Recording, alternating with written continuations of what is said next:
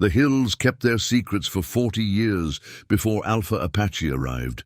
Weather-beaten and bone-tired, he sought only silence at the abandoned outpost locals avoided. No questions asked, just a man and his dog trying to outrun ghosts. But on that frigid dawn, as his loyal companion's paws scattered dirt near the crumbling watchtower, something glinted in the fresh earth. Something impossible, something buried with purpose. The object in his weathered hands now connected him to a massacre erased from history and to his own blood. Was the outpost a refuge, or had fate drawn him to this exact spot for a reckoning 4 decades overdue? Before we jump back in, tell us where you're tuning in from. And if this story touches you, make sure you're subscribed, because tomorrow I've saved something extra special for you.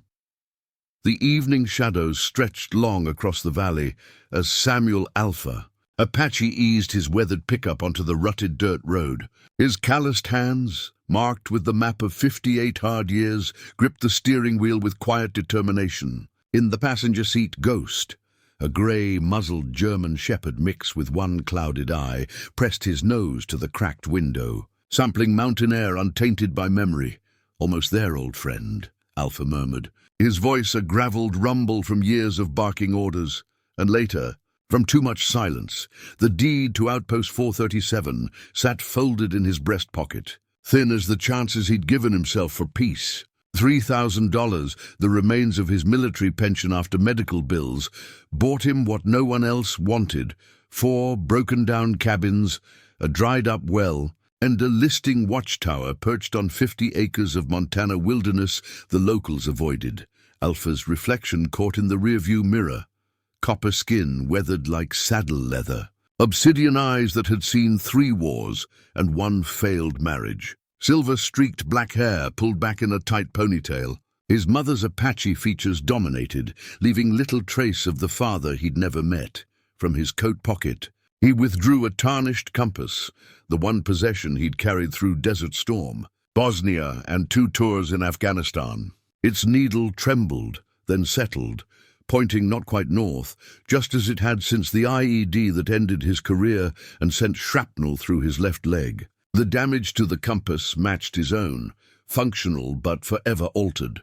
The road crested, revealing the outpost in the valley below. Even from a distance, Alpha could see why the property came so cheap. The main cabin's roof had partially collapsed. The smaller structures hunched like wounded soldiers forgotten after battle. The watchtower listed dangerously to one side, its purpose long surrendered to gravity and neglect. "Home, sweet home," he said without irony. Ghost whined softly in response. The bell above the door to Blackwater General Store announced Alpha's arrival with a cheerful jingle that contradicted the sudden silence. 4 locals paused their conversations, coffee cups suspended midway to lips, eyes tracking the stranger with the military bearing and native features. "Help you?" The storekeeper, nameplate reading Howard, didn't look up from his register. "Supply run." Alpha set his list on the counter. "Just bought the old outpost up in Cottonwood Hills." The silence deepened. A coffee cup clinked too loudly as it returned to its saucer. "Outpost 437. Howard's gaze finally lifted, eyebrows arched. "That place has been empty since the 80s. "I know." Alpha counted out bills from a worn wallet. Price was right. A grey-haired woman at the corner table crossed herself. "That land's not right," she said, voice barely above a whisper. "Never was." Alpha had heard it all before, at the county clerk's office, from the reluctant realtor, even from the kid who pumped his gas on the edge of town. Cursed land, bad history, strange happenings. Every small town had its haunted property. "I'm not much for superstition, Mom." He collected his supplies as Howard bagged them. "Just looking for quiet. You'll find that and more up there." An old man by the window spoke, his voice carrying the weight of someone who knew more than he'd say. "That place has ways of finding what you're running from." Alpha's jaw tightened. "I'm not running. Everyone who ends up there is." The old man sipped his coffee. "Question is, what's chasing you?" Howard slid the last of the supplies across the counter, adding a flashlight Alpha hadn't requested. "On the house," Howard said, meeting Alpha's questioning look. "Power lines to the outpost were cut years back." "And Mister?" He leaned forward. Whatever you hear up there at night, don't go looking. Some things are better left alone. Alpha shouldered his supplies. Ghost waited patiently outside, drawing admiring glances from a couple of children, despite their mother's attempt to hurry them along. Appreciate the concern, Alpha said halfway through the door. But Ghosts and I understand each other just fine. He patted his faithful companion's head as they walked to the truck, feeling the weight of the compass in his pocket, the one his grandfather had given him before his first deployment. North is still north, his grandfather had said, even when the world tilts beneath your feet. Alpha wondered if that wisdom still held as they drove toward the outpost, toward whatever waited in those rotting cabins. North had stopped being true for him long ago. Maybe here, in this place no one wanted. He'd finally find his bearing again, or maybe, as the old man suggested, what he was running from would find him first. Dawn painted the eastern sky in watercolor hues as Alpha surveyed the outpost from the sagging porch of the main cabin. His first night had passed in fitful sleep, interrupted by the building's groans and Ghost's occasional alert growls at sounds from the surrounding woods.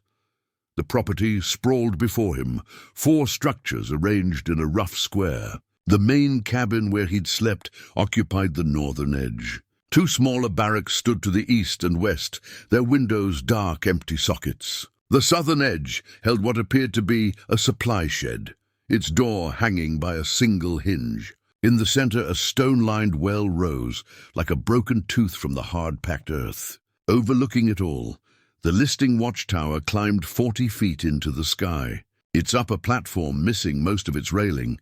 Alpha pulled a battered leather-bound book from his pack, a logbook with faded military insignia on its cover. He'd found it wedged behind a loose board near the fireplace last night. The first entry dated to 1978, the handwriting precise and official. Outpost 437, established as forward observation for Operation Skywatch. Personnel, 12 enlisted, 3 officers. Primary mission, monitor and report. He thumbed through pages of routine reports, supply deliveries, personnel rotations, weather observations, until entries abruptly stopped in April 1983. The final page had been torn out. Leaving only a ragged edge, Alpha returned the logbook to his pack. Whatever Operation Skywatch entailed, it hadn't required much infrastructure. The outpost was basic even by military standards.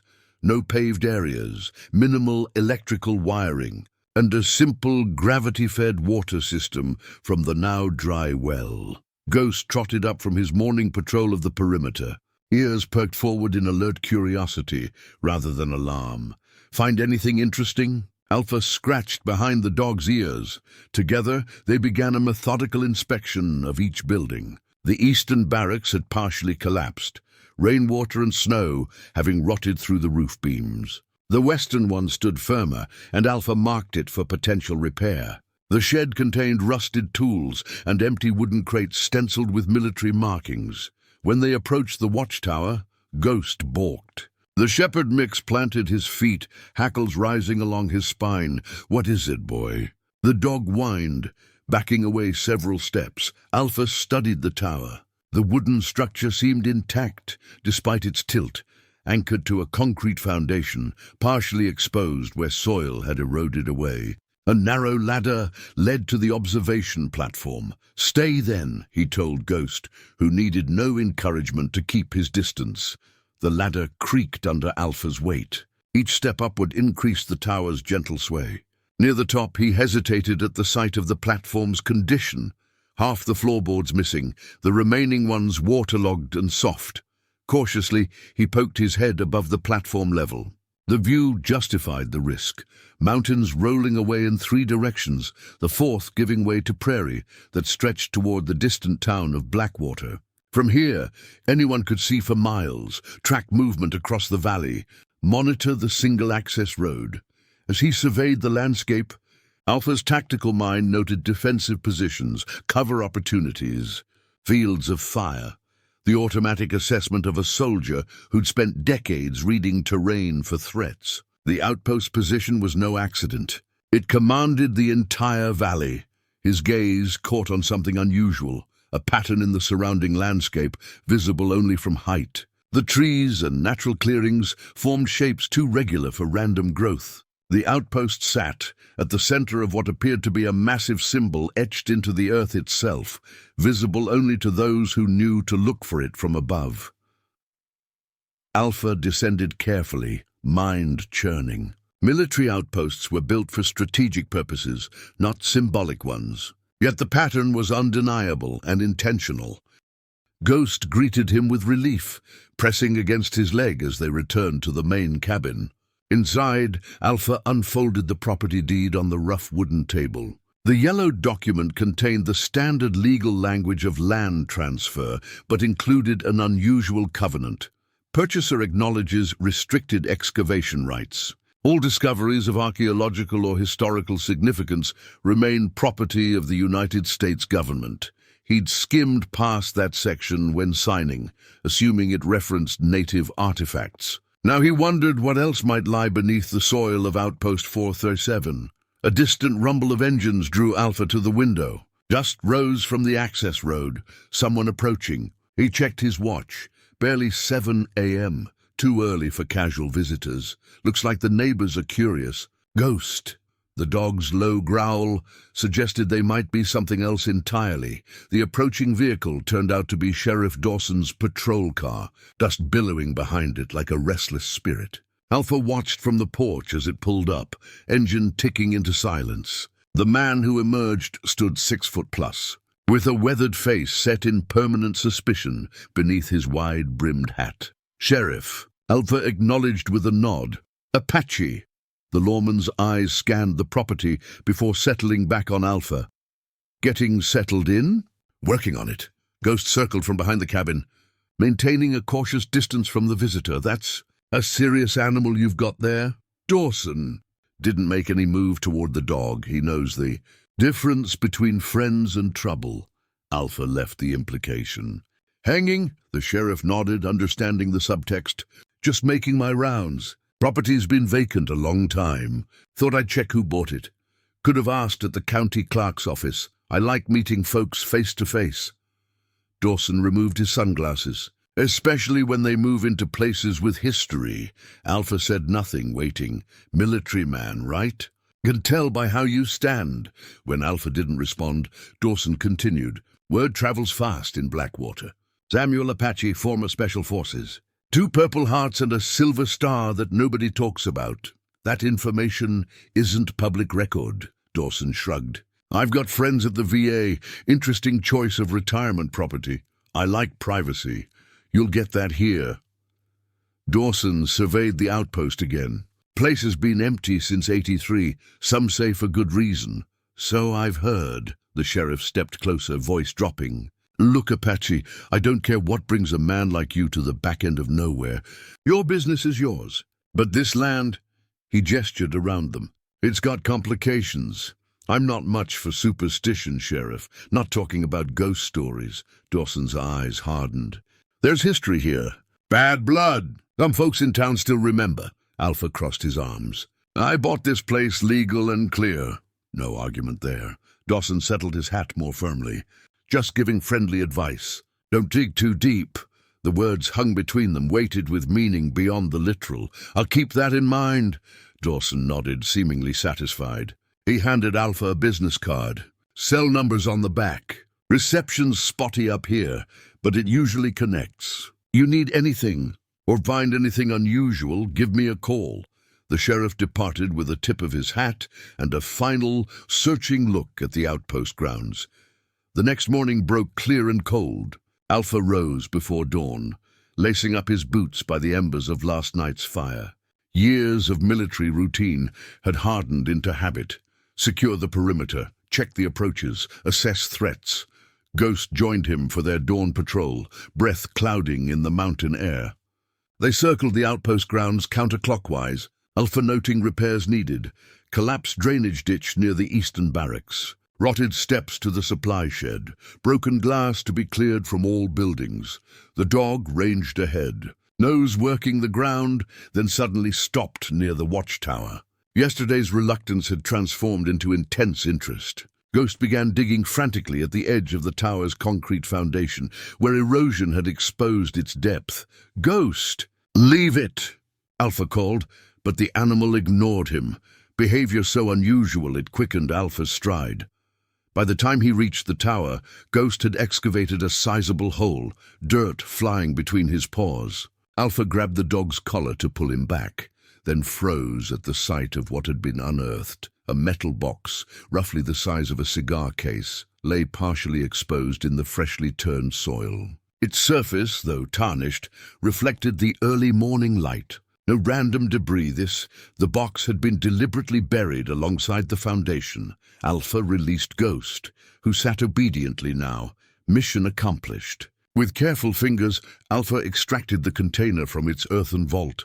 No lock secured it, just a simple hinged lid tarnished by time and elements. Dirt clung to the engravings on its surface, an insignia he didn't recognize, different from standard military markings. The lid resisted, then yielded with a faint metallic groan. Inside, nested in discolored velvet, lay an old-fashioned key of unusual design. Not a door key, too ornate, with a complex tooth pattern and an elaborately worked bow featuring a Thunderbird motif. Alpha lifted it carefully. The metal was cool against his skin, heavier than its size suggested. Bronze, perhaps, or some copper alloy. Something about the Thunderbird tugged at his memory. His grandfather had a similar symbol on a medicine pouch he'd carried. He turned the key over, finding tiny script engraved along its shaft. Vault 7A, authorized personnel only. Alpha's eyes lifted to scan the outpost buildings. None had locked doors, let alone vaults. Whatever this key opened lay elsewhere, or remained hidden. Ghost whined softly, breaking Alpha's contemplation. The dog was staring toward the dry well at the center of the compound. Something cold settled in Alpha's gut, intuition honed by years in combat zones where hidden threats meant death. The outpost's secrets were beginning to surface, one disturbed handful of soil at a time. The Blackwater Library occupied the front half of a converted Victorian home, its shelves crammed with volumes ranging from best-selling paperbacks to leather-bound histories. Alpha paused in the doorway, the Thunderbird key secure in his pocket. Public records had yielded nothing about Vault 7A, leaving him with few options but to dig deeper into local archives. A silver bell tinkled as he entered. Behind a cluttered desk, a woman in her 70s peered over reading glasses, her silver hair pulled into a severe bun. Her eyes widened slightly at Alpha's appearance. "Good morning," she said, recovering quickly. "I'm Margaret Holloway, town librarian. How may I help you?" "Research," Alpha replied. "Local history, specifically Cottonwood Hills and the old military outpost there." Something flickered across Margaret's face. Recognition, perhaps unease, before her professional demeanor reasserted itself. "The archives are through that doorway. Military records would be in Section H, though our collection is limited." The archives smelled of old paper and wood polish. Alpha located Section H easily, but found only general histories of the region's military presence. Nothing specific to Outpost 437. "Finding everything?" Margaret appeared at his elbow, making him wonder if she'd been watching. "Not much here about the outpost." Margaret hesitated. "There wouldn't be. It was a classified installation." Alpha turned to face her fully. "You seem certain of that. Blackwater's a small town, Mr. Apache, Samuel Apache." Her hand flew to her throat, eyes widening. "Apache? Not related to Raymond Apache by any chance?" The name rang no bells. "Don't know any Raymond?" Margaret's shoulders relaxed marginally. "Of course." "Common enough name, I suppose?" She gestured to a reading table. "There's one resource not in general circulation. Local newspaper archives. Might mention the outpost peripherally." She disappeared briefly, returning with a dusty binder containing microfilm reels. Blackwater Gazette, 1980 to 1985. Viewing machine is in the corner. The microfilm reader hummed as Alpha scrolled through months of small-town news. Church socials, school board meetings, livestock auctions. Then in March 1983, a headline caught his eye. "Training accident at military facility, 3 reported dead. Details classified, The article was brief, citing an official statement about a regrettable incident during routine operations at an unnamed facility in the hills. No details about the victims or circumstances, only assurances that there was no danger to the public.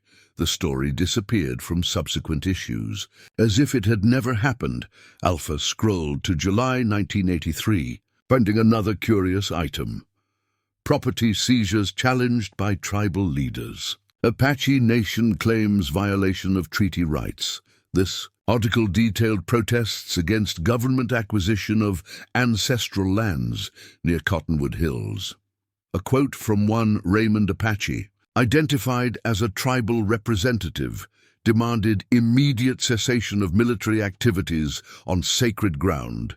A connection formed in Alpha's mind, the Thunderbird symbol on the key, the Apache surname, tribal protests against military presence. His grandfather had spoken little of his people's history, and Alpha had never pursued it, too busy building his military career, becoming what he thought a man should be. Find anything interesting? Margaret's voice made him start. Maybe. Alpha kept his expression neutral. You mentioned the outpost was classified. How would you know that? Margaret's fingers worried at a silver chain around her neck. Everyone knew. The military personnel kept to themselves, but they came into town occasionally. They stood out.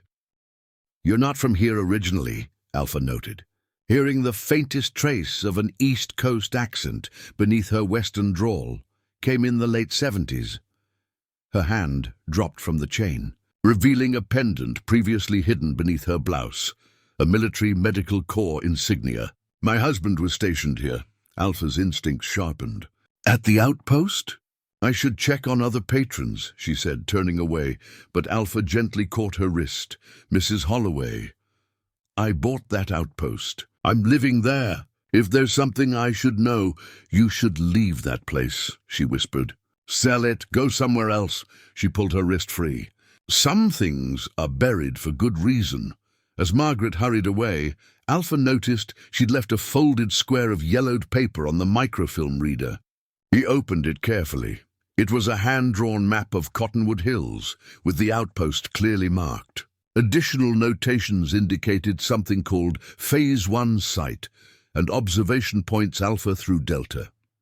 Most telling was an area marked Restricted Test Zone, Native Lands. The bottom of the map bore a scrawled note. Ray, they're planning another exercise Tuesday. Get your people away from the North Ridge. Too late to stop it, but I can warn you at least. M. Alpha refolded the map, mind racing. Raymond Apache. Tribal protests. Classified military operations. A training accident with undisclosed casualties. And now, Margaret Holloway, apparently connected to both the military presence and the native resistance. He slipped the map into his pocket alongside the Thunderbird key. The outpost's secrets were beginning to surface, and they had his name written all over them. Darkness had settled by the time Alpha returned to the outpost. Ghost greeted him with subdued enthusiasm, sensing his master's preoccupation. The cabin felt colder than when he'd left, as if the ghosts of the past had moved in during his absence. Alpha spread Margaret's map on the rough wooden table, weighing its corners with stones. In the lamplight, additional details emerged. Faint pencil marks connecting the outpost to other locations, elevation notations, what appeared to be sightlines. Not a casual sketch, but a tactical assessment. He traced the restricted test zone with his finger. According to the map, it occupied the northern ridge, a natural bowl in the hills that would contain whatever happened there. Whatever they were testing, Alpha's military experience suggested possibilities, none of them benign. Remote locations were used for things the public shouldn't see, weapons development, experimental tactics, operations planning. But the involvement of native lands and the Apache name suggested something more personal. The thought of Raymond Apache nagged at him. A relative? His father had been Anglo, according to his mother, a soldier who'd left before Alpha was born. She'd never spoken much about her own family background beyond his grandfather, who'd raised Alpha until enlisting at 18. A cold draft whispered through the cabin. drawing Alpha's attention to the stone fireplace. Earlier explorations had revealed the loose board where he'd found the logbook. Now he examined the hearth more carefully. The stonework was solid, but showed signs of repair on the right side, mortar newer than the rest. Alpha ran his fingers along the seam, feeling a slight depression where the stones met. Applying pressure, he felt something give. A small section of the hearth rotated inward, revealing a hidden compartment. Inside lay an old steel ammunition box, military issue. Alpha extracted it carefully, setting it on the table beside the map. No lock secured it, just a simple latch. Opening the lid, he found a collection of items: a fountain pen, a tarnished Zippo lighter engraved with 747th Special Reconnaissance, a small roll of microfilm, and beneath these, a worn leather journal. Alpha lifted the journal first. The cover bore no name or markings. He opened it carefully, finding pages filled with elegant cursive. April 3rd, 1983. Command sent notice that Phase 2 begins next week. Told Helen to take the kids to her mother's in Billings. If half of what I suspect is happening at the Ridge site is true, I want them nowhere near this place. Captain Harrington says it's routine testing, but the precautions suggest otherwise. The tribal representatives were escorted away from the perimeter again yesterday. Raymond among them. April 7th, 1983. Can't sleep. The Phase 1 results came in. Medical reports don't match official findings. When I questioned the discrepancies, Colonel Mitchell suggested, "I remember my oath." Raymond's warnings about the water supply may have merit. Collecting samples tomorrow, April 10th, 1983. God help us. The samples show contamination far beyond acceptable levels. Took my concerns to Harrington. He called it acceptable collateral impact, and reminded me that the subjects had signed consent forms. What consent forms? The tribal community doesn't even know they're test subjects. This stops now. The final entry was dated April 12th, 1983.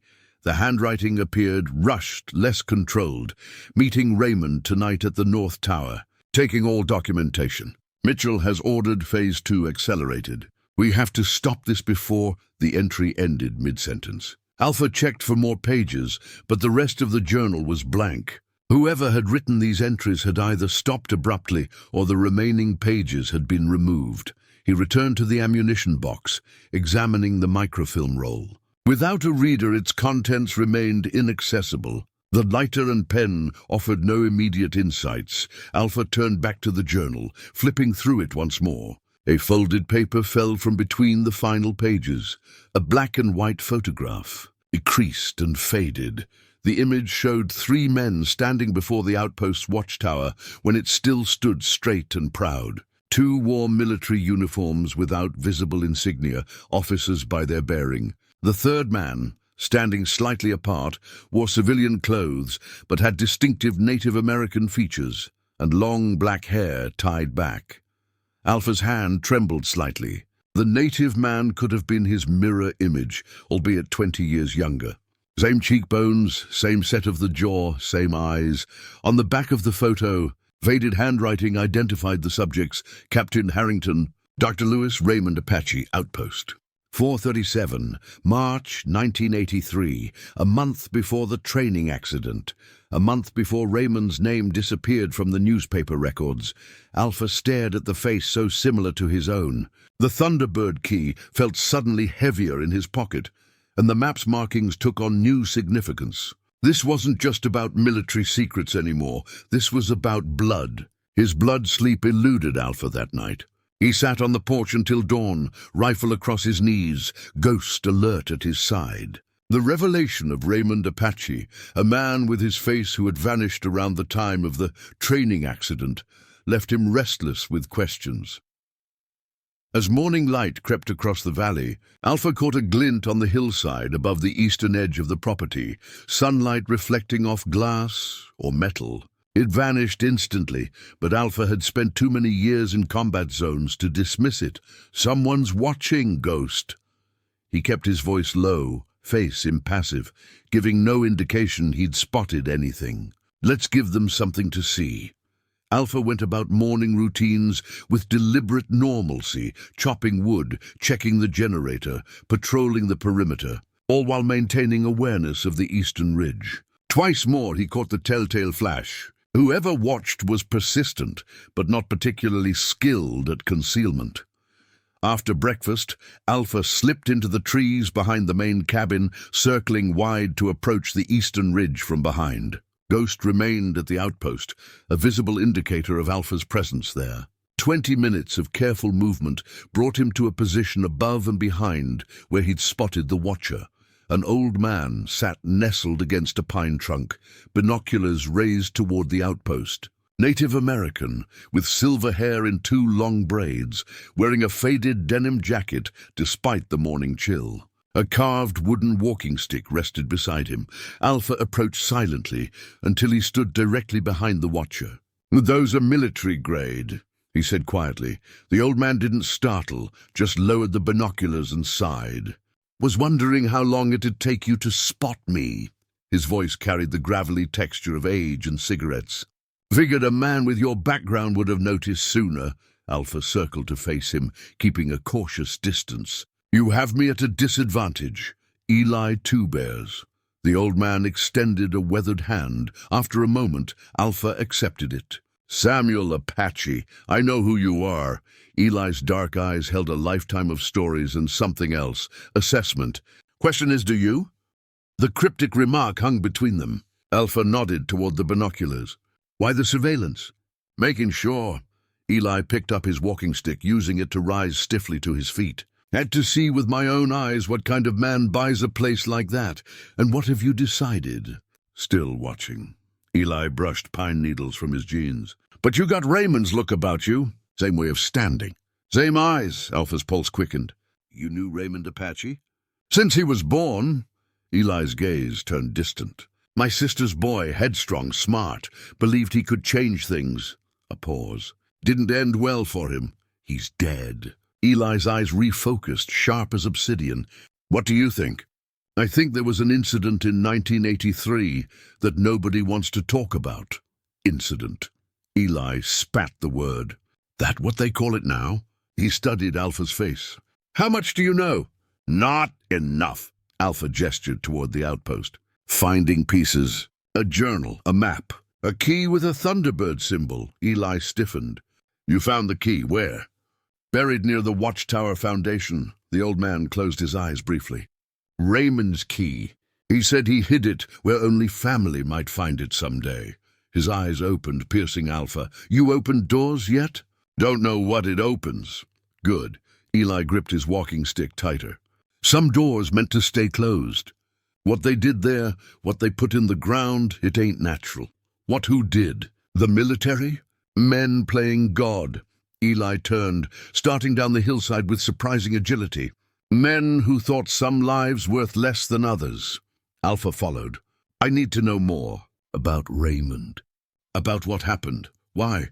"You got no stake in old history." "I think I might." Alpha moved ahead, blocking Eli's path. "My mother was Lenora Apache. Never knew my father. But that photograph I found, Raymond could be my twin." Eli froze, eyes widening. He reached out slowly, weathered fingers tracing the air beside Alpha's face without touching him. "Lenora's boy?" His voice dropped to a whisper. "She got away then." Raymond made sure of it. "Got away from what?" Instead of answering, Eli reached inside his jacket, extracting a small leather pouch worn smooth by years of handling. He opened it carefully, removing a carved wooden medallion suspended on a leather cord. "Raymond made this. Apache medicine wheel. Protection against evil spirits." Eli held it out.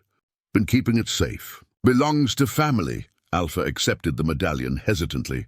The central wheel was surrounded by 4 symbolic animals carved with remarkable precision: eagle, buffalo, wolf, and bear, each representing a cardinal direction. In the very center, a smaller thunderbird spread its wings, matching the symbol on the key. "Raymond was your uncle," Eli said. "Your mother's older brother. He stayed to fight while she left to protect you." The old man's eyes grew distant. "They were targeting our bloodline, you understand? Old Apache medicine. They wanted to see how it worked, how to use it. Who did? Men in uniforms, men with clipboards, men who came back from Vietnam with strange ideas about mind control and special abilities. Eli tapped the medallion in Alpha's palm. Keep this close. Outpost has eyes, has ears. Not all who died there passed on properly.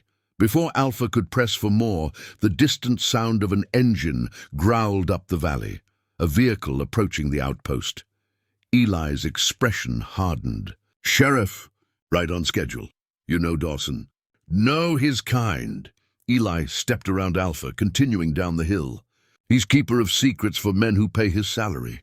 Don't trust him. He paused, looking back. But don't run either. Raymond's blood in your veins. Time you learned what that means. As Eli disappeared into the trees, Alpha studied the medallion in his hand. Another piece of the puzzle, another connection to a man he'd never known existed until yesterday, his uncle, Raymond Apache, a man who'd fought something happening at this outpost and apparently died for it. Alpha slipped the medallion around his neck and headed back toward the outpost, where Sheriff Dawson's patrol car was now pulling into the yard. Sheriff Dawson leaned against his cruiser, thumbs hooked in his belt. He watched Alpha's approach from the tree line with the casual alertness of a man used to looking for trouble. Morning walks in mountain lion territory, Dawson called. Brave man, just exploring my property. Alpha kept Raymond's medallion hidden beneath his shirt. Something I can help you with, Sheriff? Just checking in. Dawson's gaze shifted to the porch where Ghost stood guard. Had some complaints from hikers about a vicious dog up here. Nearest hiking trail is 5 miles south. People wonder. Dawson shrugged. Any visitors lately? Alpha matched the sheriff's casual tone. Besides you? No. Dawson studied him, clearly weighing the truth of this. Found anything interesting while settling in? Just dust and broken windows. That right? Dawson pushed off his cruiser. Mind if I look around? Official visit. Got a warrant? The sheriff smiled without humor. Could get one. Rather not make this difficult. Nothing to hide, Sheriff. But private property is private property. Dawson nodded slowly. Fair enough. For now, he handed Alpha a flyer. Town's having its Founders' Day celebration Saturday. Good chance to meet folks who aren't librarians. The emphasis wasn't subtle. Alpha folded the flyer without looking at it. I'll consider it. You do that. Dawson opened his car door, then paused. One more thing. Stay clear of Eli Two Bears and his stories. Old man's mind wanders these days. Sees conspiracies everywhere. Alpha kept his expression neutral. Never met him. Sure. Dawson smiled thinly. Just neighborly advice. Some local history's better left alone. After the sheriff departed, Alpha retrieved the satellite phone from his truck. No cell service reached the outpost, but the sat phone could connect anywhere. He punched in a number he hadn't called in years. His mother answered on the 3rd ring. Samuel. Surprise and wariness colored her voice. Is everything all right? I need to ask you something. Alpha stared across the valley. About family. A pause. What about family? Did I have an uncle named Raymond? The silence stretched so long, Alpha thought the connection had failed. Finally, his mother spoke, her voice barely audible. Where are you? Montana. I bought some property. Where in Montana? The edge in her voice was new, an old outpost. In Cottonwood Hills, oh God. Her whisper carried decades of fear. You have to leave there, Samuel, now. Why? What happened here, Mom? I can't, she broke off. Not on the phone. It isn't safe. Safe from what? It's been 40 years. Some things don't end. Her voice hardened. Raymond was my brother. He died trying to stop something terrible. That's all you need to know. Not good enough. Alpha gripped the phone tighter. I've found things here. A journal, a map, people who knew him. I need the truth. Another long silence. There's a box, she finally said. In my attic. Blue footlocker with your grandfather's name. The combination is your birthday. What's in it? Everything I could save. Everything Raymond gave me for safekeeping. Her voice caught. Your father's things, too. Alpha's heart hammered against his ribs. My father? You said you never knew him. I said he left before you were born. That was true. She took an audible breath. His name was Daniel Lewis. He was a doctor at the outpost. He and Raymond, They tried to stop the testing. Your father made sure I got away before—" She trailed off. "Before what? Before they killed them all?" The words fell like stones. "The training accident wasn't an accident, Samuel. It was murder, cleanup. Whatever they were testing, whatever they put in the ground and the water, they couldn't risk exposure." Alpha thought of the journal's final entry, cut off mid-sentence. "Dr. Lewis, there's a photo of him here. With Raymond, you look like both of them." Her voice softened. "I never told you because I was afraid they'd come for you too. The men who gave the orders. They had government connections, military backing. Who were they?" "I only knew a few names. Colonel Mitchell ran the operation. Captain Harrington was his second. But they answered to someone higher." Alpha remembered the journal entries. "What were they testing?" "Some kind of agent. Biological, I think. Raymond said they were targeting our people specifically. Something about genetic markers in native bloodlines." Her voice hardened. "They used the reservation as their laboratory. Water contamination, unexplained illnesses, all blamed on poor healthcare, alcoholism, poverty." Jesus, Alpha closed his eyes. "And my father?" "He was the medical officer who discovered what they were doing. He smuggled out records, tried to get help." Her voice broke. "The night they were supposed to meet a journalist, the accident happened. 3 officially dead. Really, it was 14. They just didn't count the natives. Why are you telling me this now, after all these years?" "Because you're there. Simple, direct. And if you're asking these questions, they'll know. The walls in that place had ears, Samuel. Probably still do." Alpha fingered the Thunderbird medallion. "I need to know the rest. The blue footlocker. Everything I know is there." Her voice dropped to a whisper. "Be careful. If Harrington's still alive, Mayor Harrington, here in Blackwater." Another long silence. "If he's mayor now, you're in more danger than I thought. His father was the captain. Like father, like son." After the call ended, Alpha stood motionless, processing. His mother would overnight the contents of the footlocker to a P.O. box in Blackwater. Tomorrow, he'd have more pieces of the puzzle. Movement caught his eye, Ghost digging frantically near the well. Alpha approached to find the dog had uncovered a small metal plate embedded in the ground. Brushing away dirt revealed engraved letters, Vault 7A, the Thunderbird key burned in his pocket. Alpha looked toward town, thinking of Mayor Harrington, of Sheriff Dawson, of secrets buried for 40 years. Some doors were meant to stay closed, Eli had said. But for the sons of Raymond Apache and Dr. Lewis, perhaps they'd been meant to be found after all. Alpha waited until nightfall. Whatever lay beneath that metal plate, he didn't want observers from the hills or unexpected visitors witnessing his discovery. He spent the afternoon gathering equipment, heavy-duty flashlight, rope, basic tools, his sidearm. Years in Special Forces had taught him to prepare for unknown situations, and the darkness beneath the outpost qualified as a significant unknown. As the sun dipped below the western ridge, Alpha knelt beside the well where Ghost had uncovered the metal plate. The dog watched anxiously from a few feet away, refusing to approach closer. Animals sense things humans couldn't, another lesson from his grandfather that had saved Alpha's life more than once in Afghanistan. The plate was roughly 12 inches square, its surface cleared of decades of accumulated soil. The engraved Vault 7A remained the only visible marking. No obvious screws or fasteners secured it to the ground. Alpha ran his fingers along the edges, feeling for any mechanism. In the lower right corner, he found a small depression, not much larger than a pinhole. He retrieved the Thunderbird key from his pocket, examining its unusual shape in the beam of his flashlight. The end tapered to a fine point unlike any standard key. "Worth a try," Alpha muttered, inserting the key's tip into the depression. It fit perfectly. He applied gentle pressure, turning the key clockwise. A soft click echoed from beneath the plate, followed by a mechanical whirring. The plate shifted, then slid sideways into a previously hidden recess, revealing a dark opening about 2 feet square. Cold air wafted up from the darkness, carrying the metallic tang of machinery and something else, the faint chemical smell of a laboratory. Alpha played his flashlight beam into the opening, revealing a metal ladder descending into darkness. Ghost whined softly from his position several yards away. "Stay, boy," Alpha commanded. "Guard." The ladder rungs were sturdy despite their age, barely creaking under Alpha's weight. He descended slowly, counting the rungs, 15, 20, 25. Before his boots touched solid floor approximately 30 feet below ground, the space opened into a corridor with smooth concrete walls.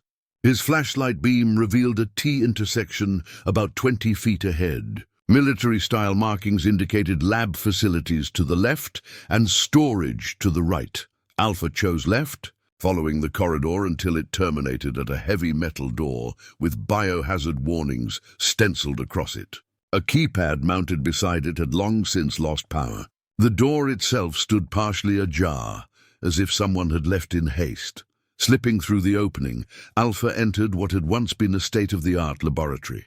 Workstations lined the walls, their surfaces cluttered with dust-covered equipment.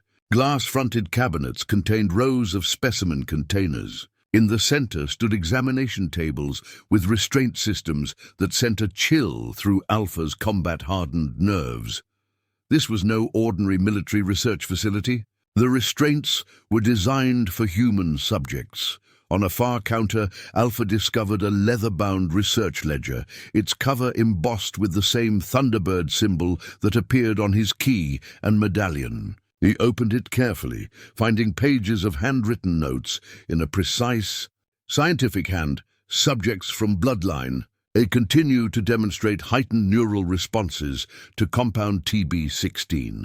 Anomalous brainwave patterns suggest receptivity to theta wave stimulation far exceeding control groups. Phase 1 testing indicates potential for non-verbal information transfer when properly stimulated. The entry continued with clinical detachment.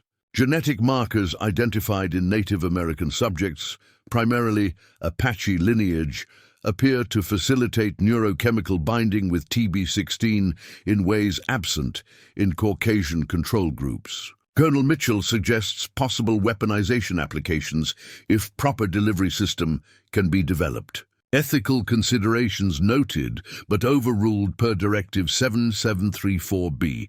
Alpha's blood ran cold as he turned pages. Dates, subject numbers, dosage levels, response metrics, all documented with scientific precision. The final pages contained photographs of test subjects, their faces gaunt, eyes vacant. Some he recognized from Eli's descriptions, tribal members who had allegedly died from reservation conditions.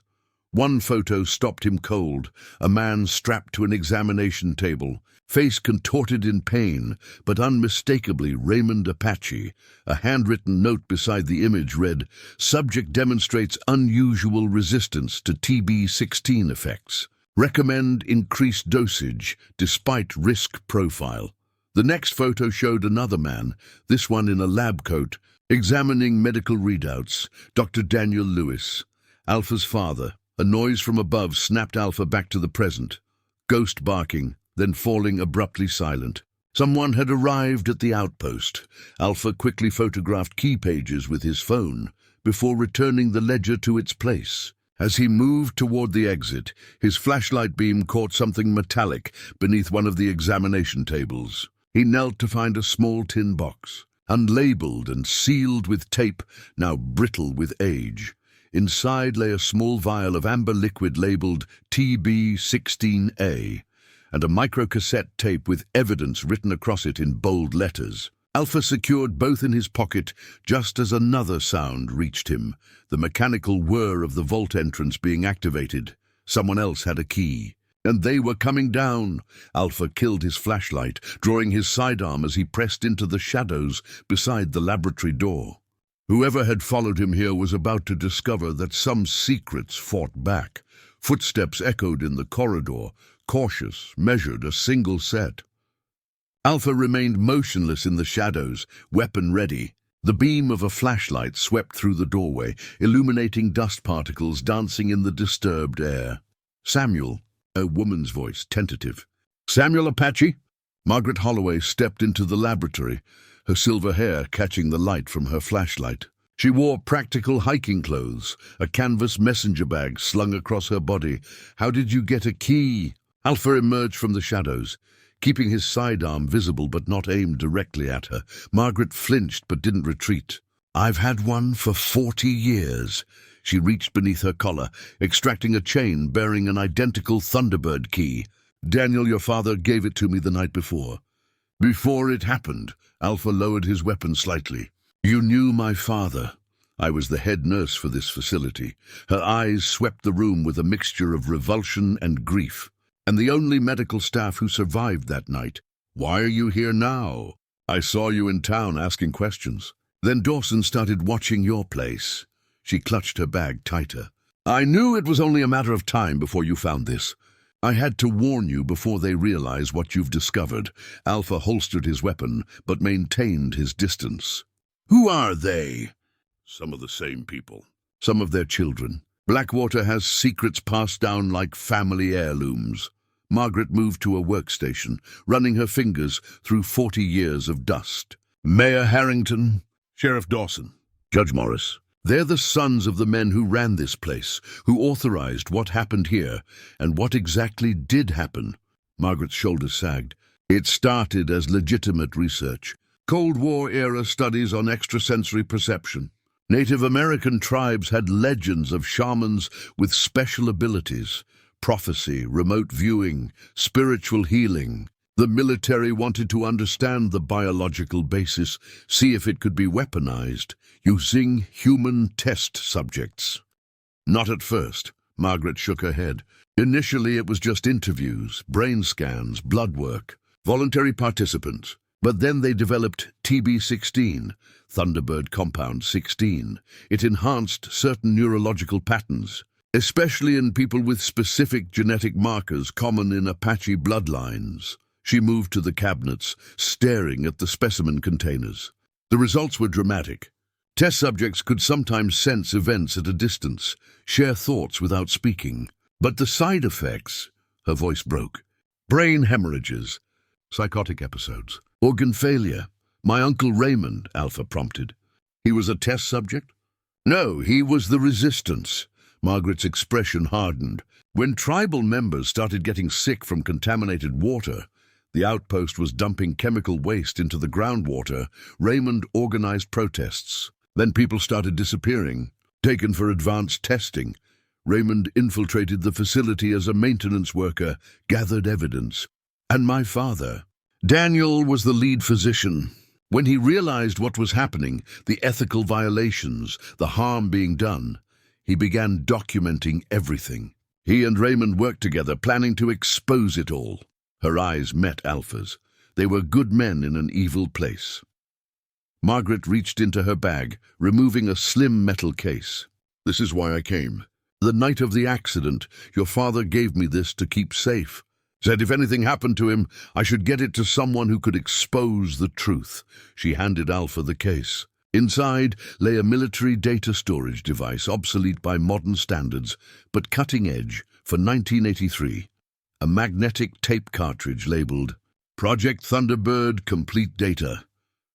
"I never had the courage to come forward," Margaret confessed.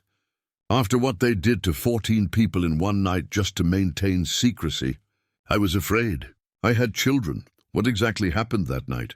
"Raymond and your father were meeting a journalist. Someone tipped off Colonel Mitchell." Margaret's voice grew distant. "They sent in a tactical team.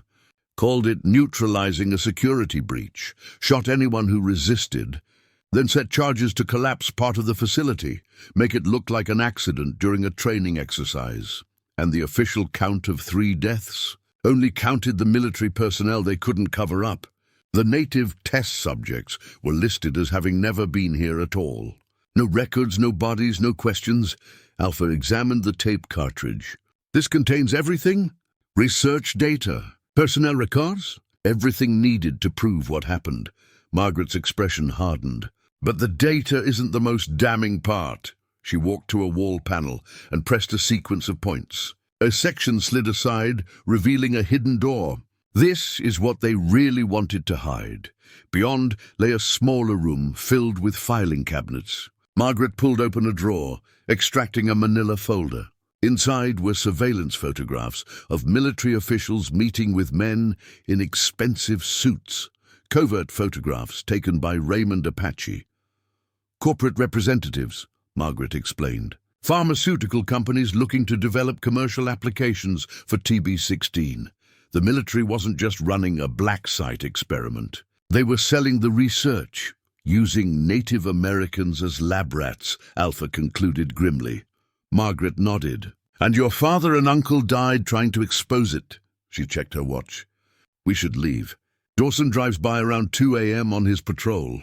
As they prepared to exit, Margaret handed Alpha a small, silver object, a military nurse's pin from the 1980s. I wore this every day during my time here. It witnessed everything. Her eyes held decades of guilt. The sons of those responsible are still in power in Blackwater. They'll do anything to keep this buried. But your father and Raymond deserved better. The truth deserves to be told. Alpha pocketed the pin, his mind already formulating next steps. The evidence was compelling, but 4 decades old. He would need more to bring down the powerful men protecting Blackwater's darkest secret, and to honor the legacy of the family he never knew. Morning found Alpha at the Blackwater post office, collecting a package from his mother. The blue footlocker had arrived overnight, secured with a combination lock as she'd described. He loaded it into his truck under the watchful eyes of locals who made no effort to disguise their interest in the stranger from the outpost. Rather than returning directly to Cottonwood Hills, Alpha drove north, following directions Eli Two Bears had reluctantly provided during a tense phone call that morning. 30 miles outside town, he turned onto a dirt road, marked only by a weathered sign, reading, "Reservation land, no trespassing."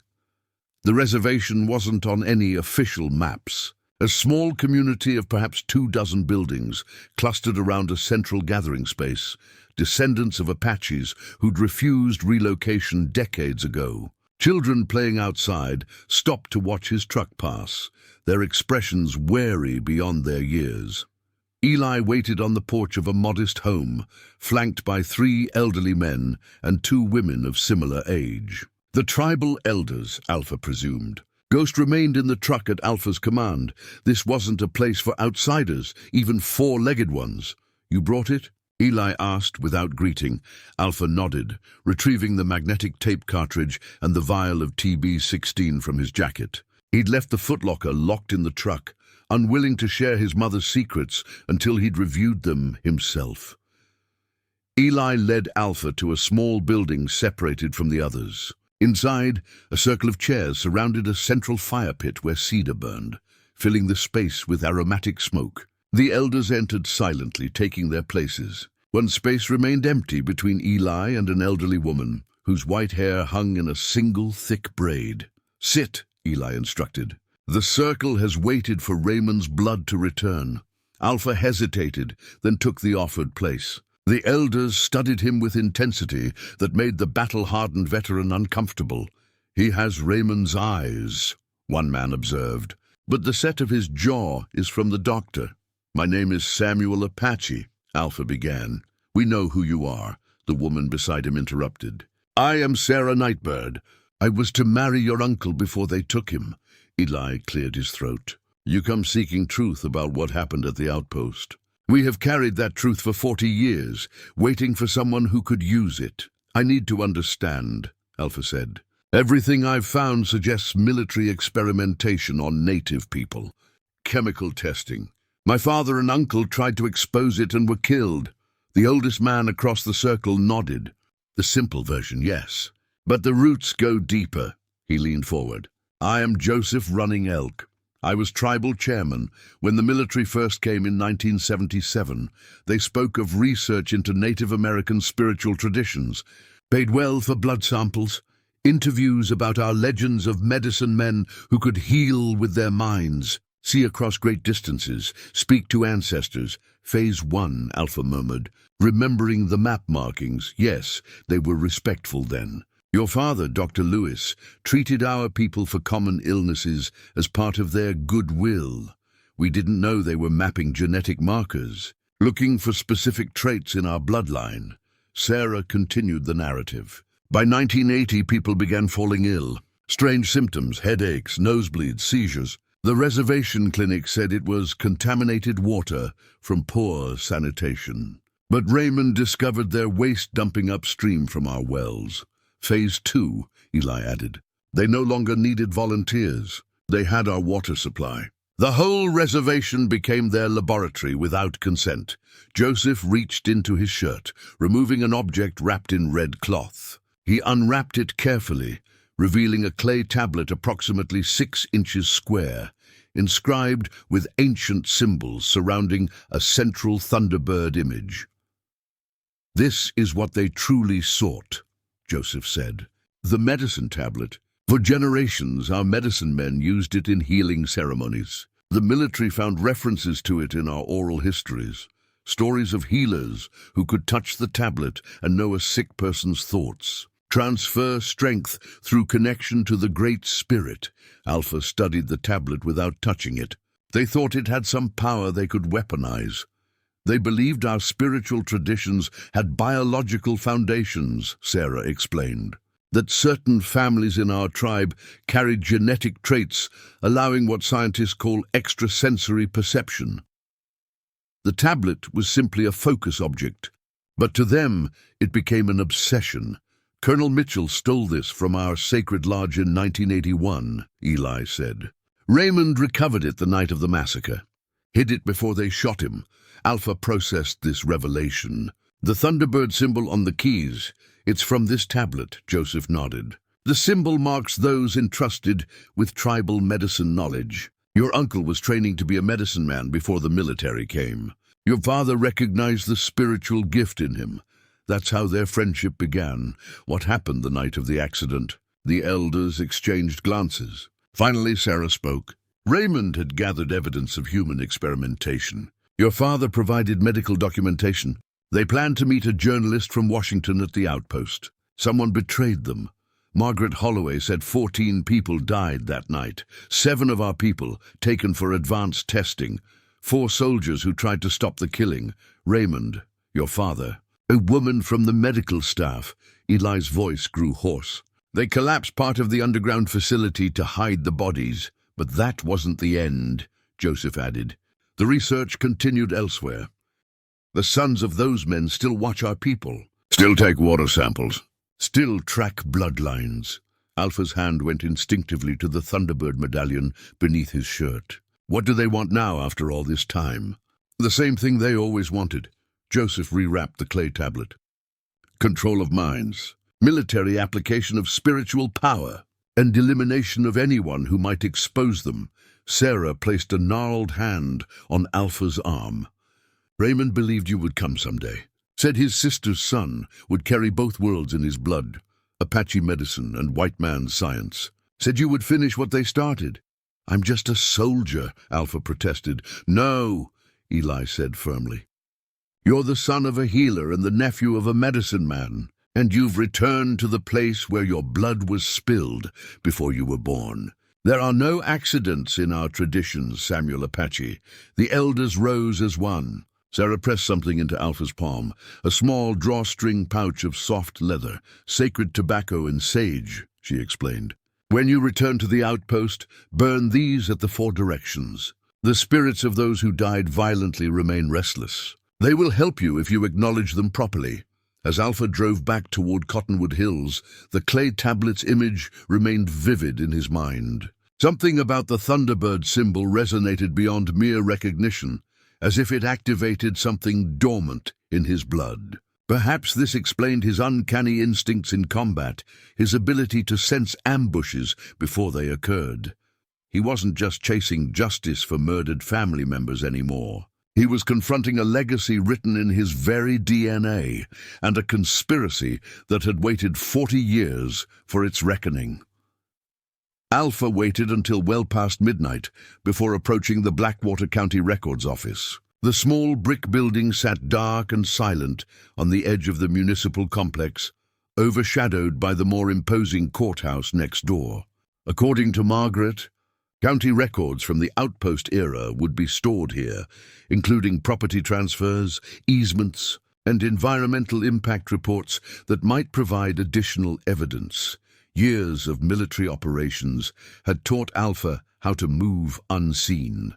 He bypassed the simple alarm system within minutes and slipped inside through a rear maintenance door. The interior smelled of paper and dust, bureaucracy's unchanging perfume across decades. Navigating by penlight, Alpha located the records room. Modern files filled the front cabinets, but a locked metal door at the rear suggested older archives. The lock yielded to his specialized tools, revealing a repository of Blackwater's deeper past. Metal shelving units lined the walls, loaded with bankers' boxes labeled by year. Alpha moved directly to 1983, finding 4 boxes marked with that year. The third contained what he sought, files labeled Federal Land Acquisition and Military Easements, Cottonwood Hills. The land acquisition documents told a story at odds with official history. The outpost property had originally been part of Apache tribal lands, designated as a cultural heritage site in the 1950s. In 1977, the designation was quietly revoked through a Department of Interior administrative action. By 1978, the military had acquired the land through eminent domain for national security purposes with minimal compensation. More troubling were the water rights documents. The military had secured exclusive rights to the watershed, feeding both the outpost and the unofficial reservation community downstream. Environmental testing requirements had been waived under a national security exemption. Alpha photographed these documents methodically, but the real prize emerged from a folder marked Classified Eyes Only, tucked behind the official records. Inside lay a single sheet of paper, a memorandum on Department of Defense letterhead. Cherie, Project Thunderbird Site Selection, Cottonwood Hills.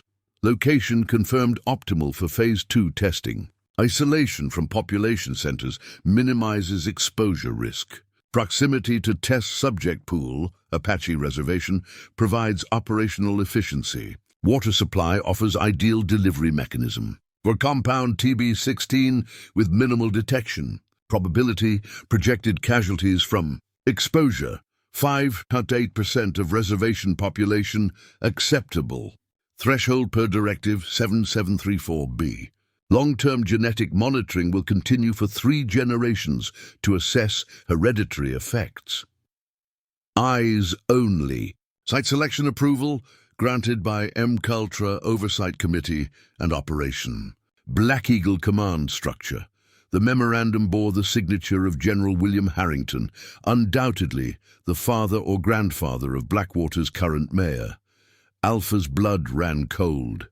The document confirmed not just experimentation, but premeditated harm, a calculated decision to poison a community for research purposes. With projected deaths dismissed as acceptable, the references to MKUltra and Black Eagle suggested connections to notorious CIA mind control programs, officially discontinued years earlier, as he photographed this critical evidence. Alpha's penlight caught the edge of something behind the last shelf, a small door, nearly invisible against the wall. No handle or hinges were visible, just the faintest seam in the drywall. Pushing experimentally, Alpha felt the panel give way, swinging inward to reveal a hidden storage space. Inside sat a single metal canister marked Microfilm Archive, Project Thunderbird, 1977-1983, classified. The canister was sealed with a combination lock. Alpha examined it carefully, finding a Thunderbird symbol stamped into the metal base, the same symbol from the key, the medallion, and the clay tablet. This was no military classification marking. Someone had deliberately branded the evidence with the Apache medicine symbol. Inside the canister, Alpha discovered dozens of microfilm reels, meticulously labeled by date. Without a reader, he couldn't examine the contents. But the labels told enough. Subject testing protocols, autopsy reports, failed trials, genetic marker identification, ESP enhancement results. Most significant was a reel marked Surveillance Operations, Apache Reservation, suggesting the military had been monitoring the community even before formal experimentation began. Alpha secured the canister in his backpack. As he prepared to leave, a floor creaking overhead froze him in place. The records office should be empty at 2 a.m. He extinguished his light, listening. Footsteps moved deliberately above. More than one person. Then a voice, muffled but recognizable as Sheriff Dawson's. Motion sensor tripped at the back door. Check the archives room. Alpha moved swiftly to a ventilation grate in the floor, removing it silently. The crawl space beneath the building offered a tight but viable escape route. As he lowered himself into the darkness, voices entered the archives room. "Someone's been here," a man said. "These files were moved. Check the Thunderbird records," Dawson ordered. "The mayor wants to make sure they're secure. The microfilm cabinet is open," another voice reported urgently. "The canister's gone," Dawson swore. "Seal the building. Call Harrington. Tell him we have a breach." Alpha crawled through decades of dust and cobwebs, emerging through a utility access 30 yards from the building. By the time flashlights began sweeping the municipal complex grounds, he was already moving through the shadows, toward his truck parked several blocks away. The microfilm canister pressed against his spine, its weight insignificant compared to its importance. Whatever lay recorded on those films had been worth killing for 40 years ago and might still be worth killing for today. Alpha drove toward the outpost with his headlights off, using only moonlight to navigate the familiar road. In his rearview mirror, emergency lights flashed in downtown Blackwater. The past was waking up, and its guardians were mobilizing. Dawn broke over the outpost as Alpha finished transferring the accumulated evidence to a secure hiding place. The underground lab was too obvious, the cabin too vulnerable. Instead, he'd created a cache in the hollow. Trunk of a lightning-struck pine 50 yards into the woods. A dead-drop technique from his Special Forces days, Ghost, alerted him with a low growl moments before the sound of an approaching vehicle reached his ears. Alpha checked his sidearm, then positioned himself on the cabin porch with calculated casualness. The microfilm canister and most critical documents were secured.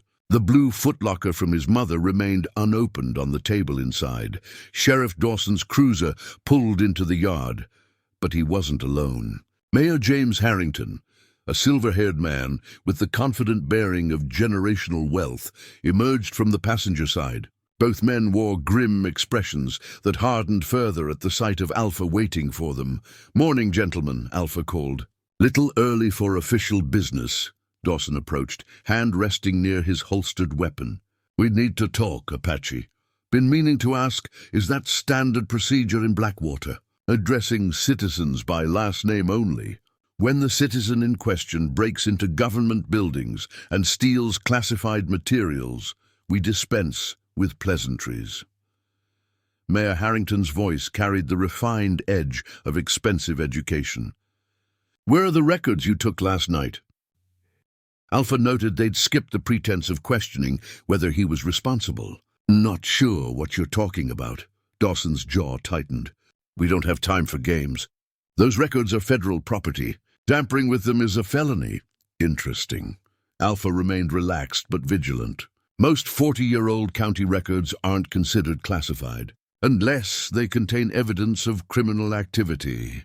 "This is a matter of national security," Harrington stated. "Whatever you think you found, whatever Margaret Holloway has been telling you, it's not what it appears. 14 people murdered to cover up illegal human experimentation," Alpha challenged. "That's exactly what it appears to be." The mayor flinched almost imperceptibly. Dawson's hand moved closer to his weapon. "My father wasn't perfect," Harrington admitted, changing tactics. "The Cold War created moral compromises. But what happened here was sanctioned at the highest levels of government. Sanctioned doesn't mean legal." Alpha stepped down from the porch, closing distance. "And it doesn't absolve responsibility for murder. Those deaths were an unfortunate accident during a security operation," Harrington insisted. "Tragic but unavoidable. Your father's signature is on documents calculating acceptable casualties on the reservation." Alpha watched both men's reactions carefully. "That's premeditated, not accidental." Dawson and Harrington exchanged glances. The sheriff looked away first. "You have no idea what was at stake," Harrington said, voice lowering. "The Soviets were developing psychic warfare capabilities. We couldn't fall behind by poisoning American citizens, by murdering doctors and nurses who objected." Alpha turned his attention to Dawson. "What's your stake in this, Sheriff? Following the family tradition of covering up crimes?" Something shifted in Dawson's expression, discomfort, perhaps even shame. "My father was deputy sheriff when it happened. He helped contain the situation." Contain.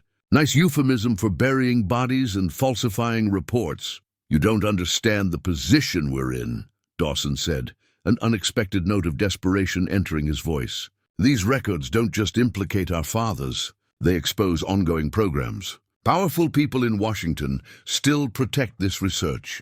The program never ended," Alpha realized. "You're still monitoring the reservation." "The research evolved," Harrington corrected. "Became more humane. Voluntary participants only." Alpha's laugh held no humor. "I doubt the families of those who died would appreciate the ethical improvements." "Look," Dawson said, stepping forward with hands spread. "We're not our fathers, but we inherited this situation. There are aspects you don't know about." The sheriff reached slowly into his jacket, extracting not a weapon, but a worn leather credential holder. He opened it, revealing a badge unlike his sheriff's star, a federal identification with classification markings.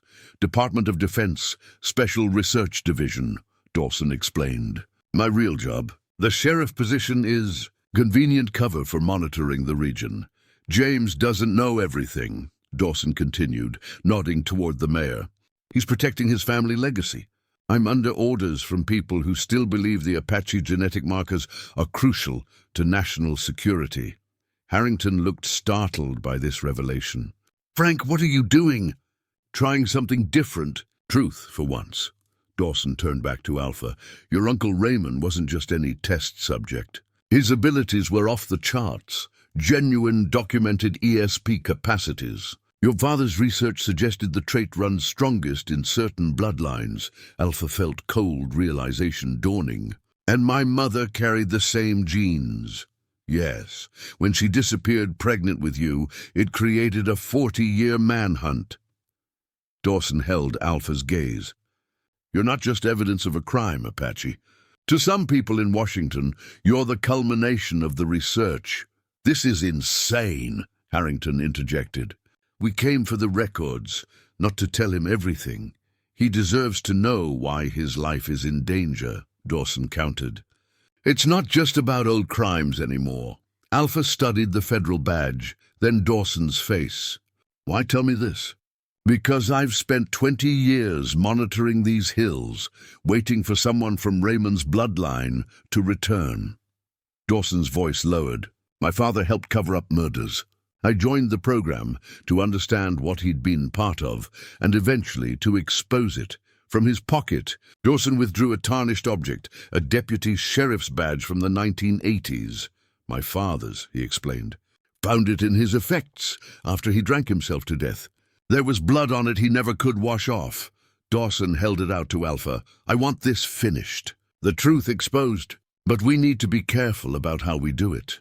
Alpha accepted the badge, turning it over in his palm. "Why should I trust you?" "You shouldn't," Dawson acknowledged. "But check your mother's footlocker. There should be a letter in there mentioning Deputy Michael Dawson. He helped your mother escape the night of the massacre. His one decent act in a lifetime of looking the other way." Alpha's gaze shifted between the two men, one apparently seeking redemption, the other fighting to preserve a family legacy built on atrocity. "I want the complete truth," Alpha stated firmly. "All of it, no matter who it implicates." "Then we need to talk," Dawson said, "about the others who survived and why they've stayed silent all these years." Alpha stood in his cabin, facing the two men who represented Blackwater's power structure, and apparently the lingering tendrils of a classified government program. Mayor Harrington sat uncomfortably on a wooden chair, while Sheriff Dawson remained standing, intention evident in his posture. "Open it," Dawson urged. Nodding toward the blue footlocker from Alpha's mother, Alpha entered his birthday into the combination lock. The mechanism clicked, and he lifted the lid. Inside lay carefully preserved contents, photographs, letters, an old army jacket with medical corps insignia, a wooden box containing ceremonial items with Apache symbols. Nestled among these personal artifacts was a sealed envelope addressed simply, "For my son." Alpha broke the seal, unfolding yellowed pages covered in his mother's handwriting. "My dearest Samuel, if you're reading this, you've found your way back to where it all began.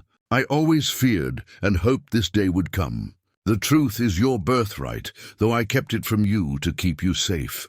Your father, Daniel Lewis, was the bravest man I've known. As Chief Medical Officer at Outpost 437, he discovered the military was using our people as unwilling test subjects for experiments meant to enhance psychic abilities natural in our bloodline. The water supply, contaminated with their compounds, made many sick.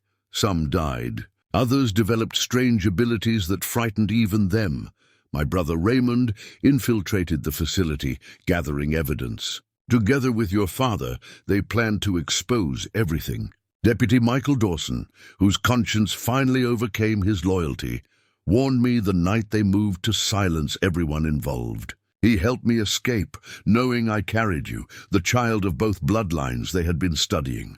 What happened that night haunts me still. 14 souls lost, their bodies buried within the collapsed sections of the underground facility. I've marked their locations on the enclosed map, drawn from Raymond's descriptions. They deserve proper burial and remembrance. Trust no one from Blackwater, except perhaps young Frank Dawson, if he grew to be the man his father hoped. And seek out Thomas Running Bear, who survived the experiments but fled into the mountains. He alone witnessed everything and lived to tell it. The burden of truth is now yours, my son. Your blood carries both the healing wisdom of your Apache ancestors and the scientific mind of your father. You were born of resistance against evil, and that purpose runs deep in you.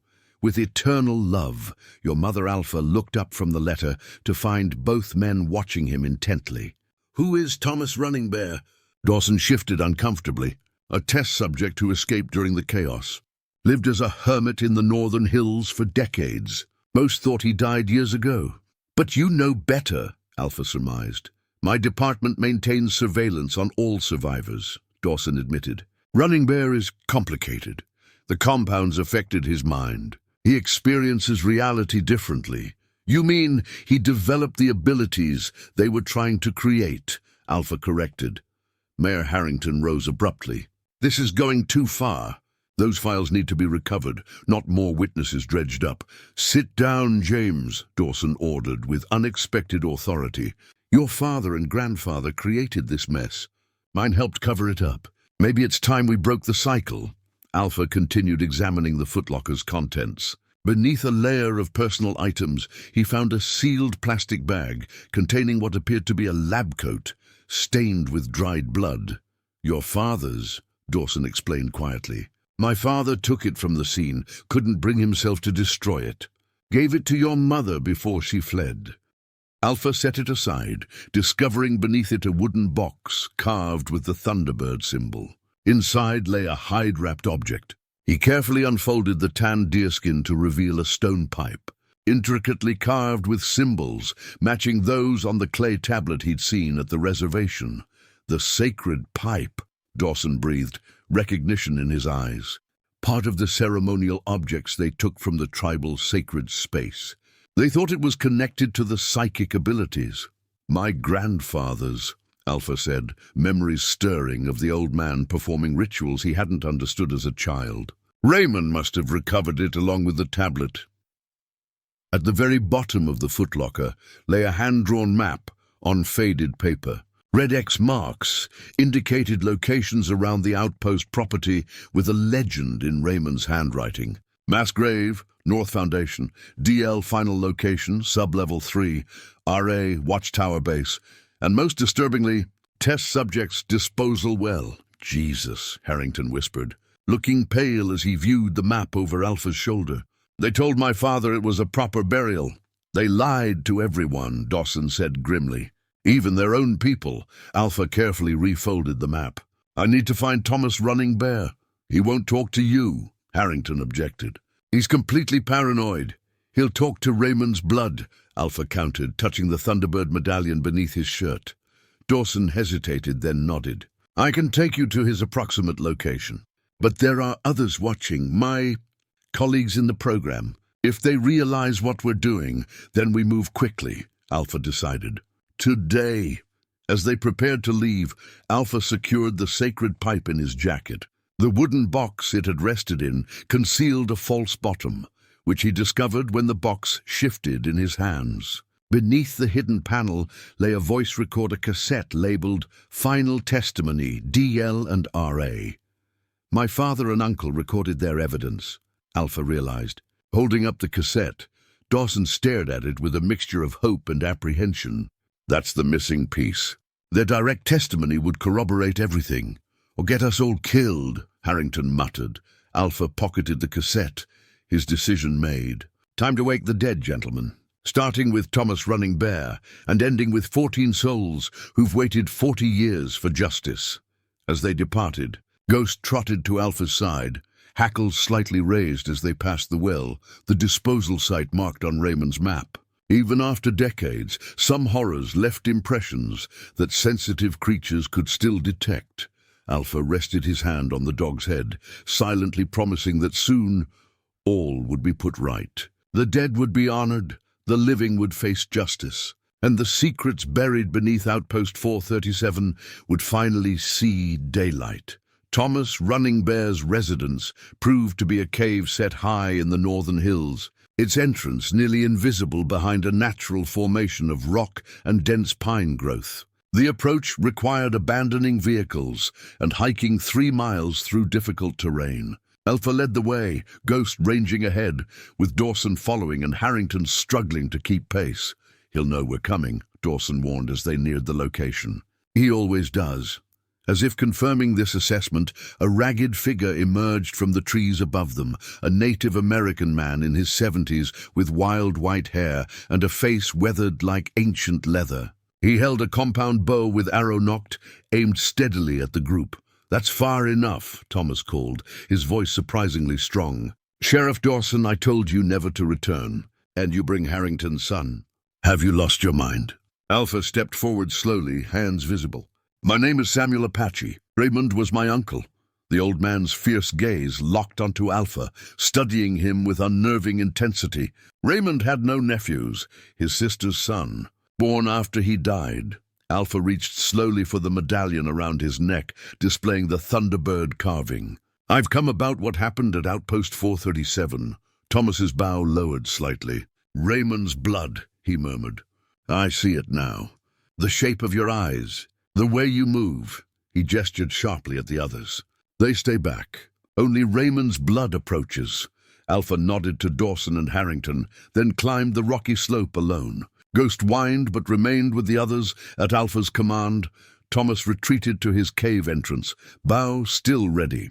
The interior glimpsed beyond him showed a Spartan but organized living space, far from the chaotic den of a madman. Books lined natural rock shelves. Maps and diagrams covered one wall. They still watch me, Thomas said without preamble.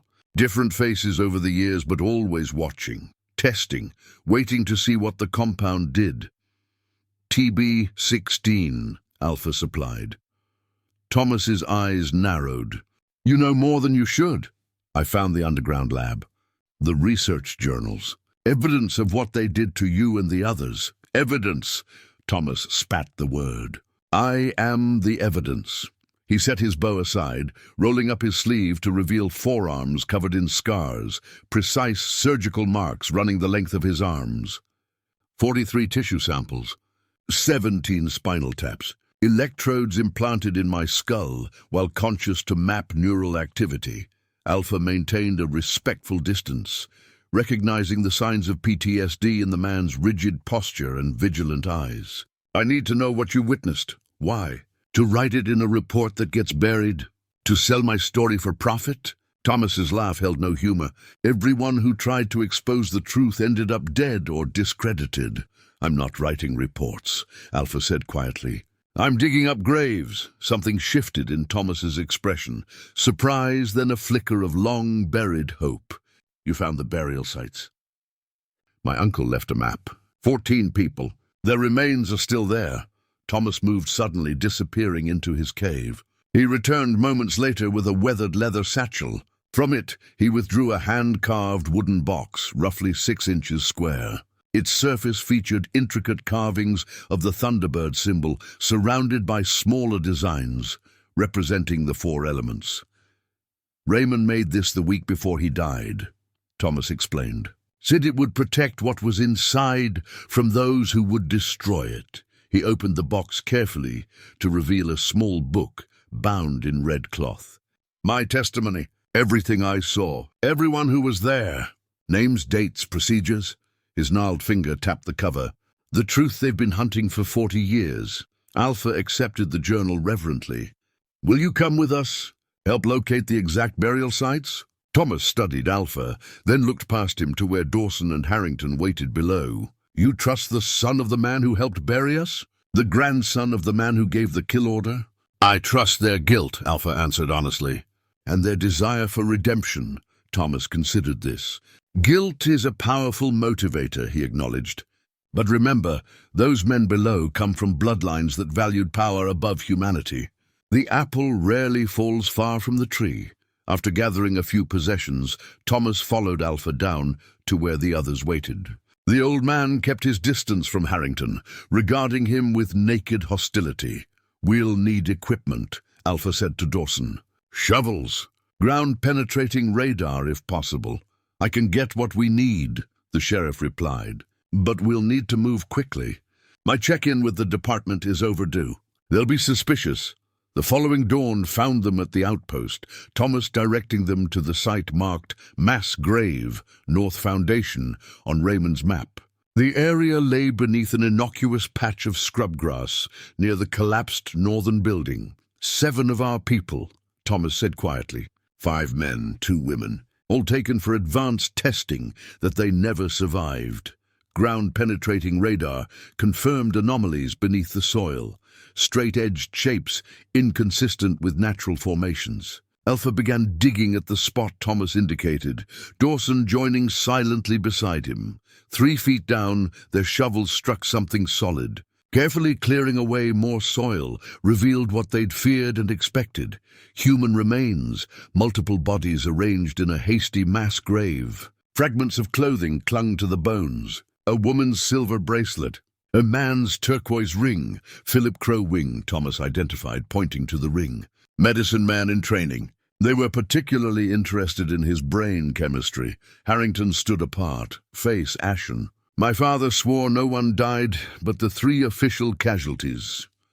Your father lied, Thomas said flatly. Like his father before him.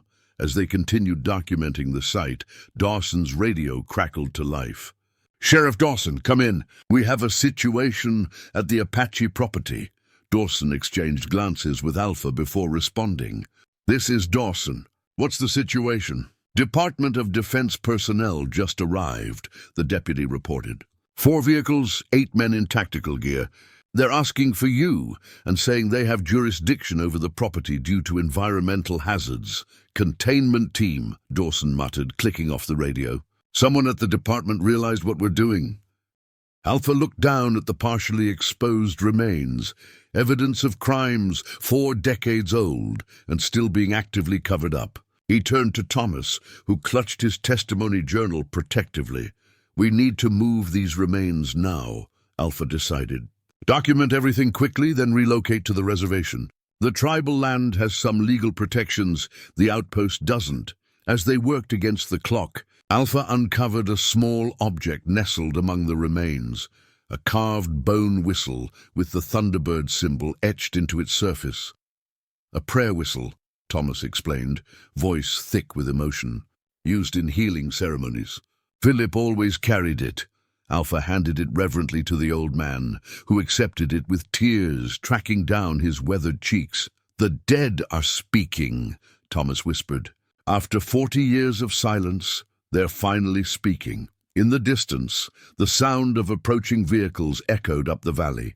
The past and present were about to collide at Outpost 437, with 14 silent witnesses finally emerging from the Earth to testify.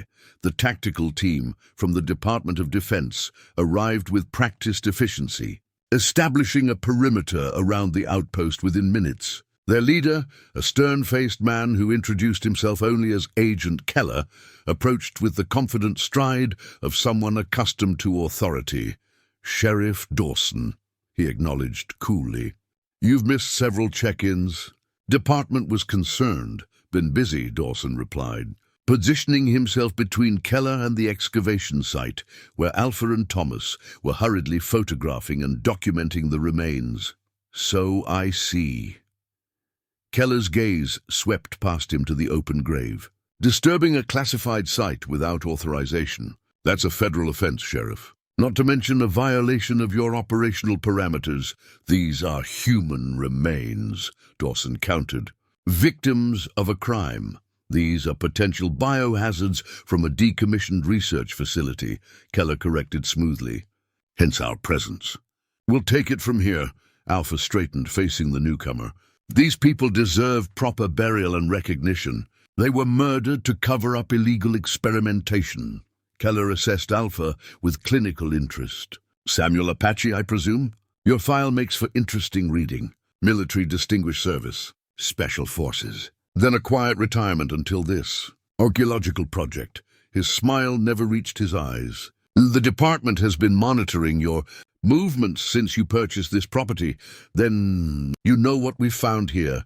I know you've been manipulated by individuals with incomplete information and personal agendas." Keller nodded toward Thomas.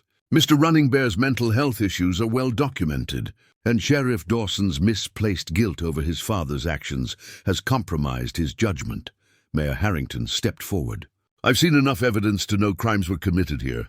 As mayor of Blackwater, with respect, Mr. Mayor, your municipal authority doesn't extend to federal matters." Keller cut him off. "Your father understood that distinction. My father participated in a cover-up." Harrington shot back. "Your father protected national security interests during a critical period in the Cold War," Keller corrected. "As did your grandfather." "The Harrington family has always understood the necessity of difficult choices." Alpha watched this exchange with growing clarity. "You're not here for containment. You're here to continue the program." Keller's expression remained impassive, but his eyes sharpened with interest. Project Thunderbird yielded valuable insights into human cognitive potential. The early methodologies were regrettably crude, but the research evolved, became more refined. "You're still experimenting on people," Alpha realized. "We're advancing human potential with willing participants," Keller countered. "The genetic markers first identified in subjects like Mr. Running Bear have led to breakthrough technologies in neural interface design, nonverbal communication systems, remote viewing capabilities, built on a foundation of murder," Thomas spat. Keller shrugged. "History is rarely clean. Progress often has casualties." Alpha had positioned himself near his truck during this exchange, and now he reached inside, retrieving a digital recorder he'd activated when the tactical team first arrived. He held it up for Keller to see. "Just to be clear," Alpha said evenly, "you're acknowledging that the U.S. government conducted non-consensual human experimentation, resulting in multiple deaths, and then covered it up? And that this research continues today?" Keller's composed facade cracked slightly. "Turn that off immediately." "Why? Concerned about public reaction? Congressional oversight? International human rights tribunals?"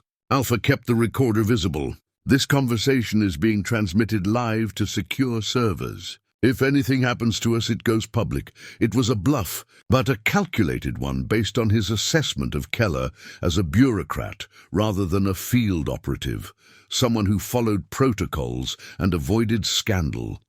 You're interfering with classified operations," Keller warned, but uncertainty had entered his voice. "I'm exposing criminal activity," Alpha countered. "Murder doesn't have a statute of limitations. Neither does human experimentation without consent." From his jacket, Alpha produced a small leather pouch. the one Sarah Nightbird had given him, containing sacred tobacco and sage. He opened it, revealing not only the ceremonial herbs, but also a small recording device. This has been transmitting our entire conversation to tribal authorities and selected media contacts, Alpha explained. Part of the spiritual tradition of bearing witness. Another bluff, but Keller's momentary hesitation suggested it landed effectively. Mayor Harrington, sensing advantage, pressed forward. The town of Blackwater will cooperate fully with any investigation into historical crimes committed at this site, as will my office and personal records regarding my family's involvement. That would be unwise, Keller cautioned. No, what's unwise is continuing this cover-up in the digital age. Alpha gestured to the open grave. These people have families, communities, stories that deserve to be told, and evidence that can be DNA tested, Dawson added, matched to living relatives who never knew what happened to their loved ones. Thomas Running Bear stepped forward, his journal clutched protectively. I have documented everything. Every doctor, every procedure, every death. Names, dates, methods. 40 years I've waited to testify. Keller assessed the situation, clearly recalculating risk factors. After a tense moment, he spoke into his wrist microphone. Stand down. Maintain perimeter only. To Alpha he said, this isn't over. There are levels of authority above me that will intervene. I'm counting on it, Alpha replied. The higher this goes, the more significant the exposure. As Keller withdrew to consult with his team, Dawson moved closer to Alpha. That recording device in the pouch, is it really transmitting? No, Alpha admitted quietly. But this is, he indicated a nearly invisible earpiece. Eli and the tribal council are hearing everything. If we disappear, they go public immediately. Thomas smiled for the first time, a fierce, vindicated expression. Raymond would be proud. His blood runs strong in you. What now? Mayor Harrington asked, looking between the tactical team and the exposed grave. Now, Alpha said, we negotiate from strength. These remains go to the tribal authorities for proper identification and burial. Thomas's testimony and our evidence are secured with multiple copies in multiple locations. And we all acknowledge there's no putting this back in the ground. As they prepared for the next phase of confrontation, Thomas pressed something into Alpha's hand, a small rectangular object wrapped in red cloth. Alpha unwrapped it to reveal a microcassette player, decades old but meticulously maintained. I kept it all these years, Thomas explained. The last recording your father and Raymond made before they died. Their final testimony, meant for the world to hear. Alpha stared at this tangible connection to his father and uncle, their voices preserved across 40 years, waiting for someone to finally listen. Perfect timing, Alpha said, looking toward Keller and his team. I think we've found our leverage. The Blackwater Town Hall had never been so crowded. 3 days after the confrontation at the outpost, citizens packed the building to capacity, with overflow crowds watching on hastily installed screens outside. News vans lined the street, their satellite dishes reaching skyward like modern totems. Alpha stood at the back, observing. The tribal elders occupied front row seats, dignified in traditional dress. Thomas Running Bear sat among them, his wild appearance tamed somewhat by clean clothes and neatly braided hair. Sheriff Dawson maintained order from the side, his expression a careful neutral. Ghost remained in Alpha's truck. This was human business. Mayor Harrington called the meeting to order from behind a podium draped with both the American flag and the Apache tribal flag. A gesture of reconciliation Alpha suspected was Sarah Nightbird's. Suggestion, citizens of Blackwater, Harrington began. Today we acknowledge a long-buried chapter in our community's history. His voice carried the strain of sleepless nights. For 40 years, secrets about Outpost 437 have divided this town between those who knew and those kept in ignorance.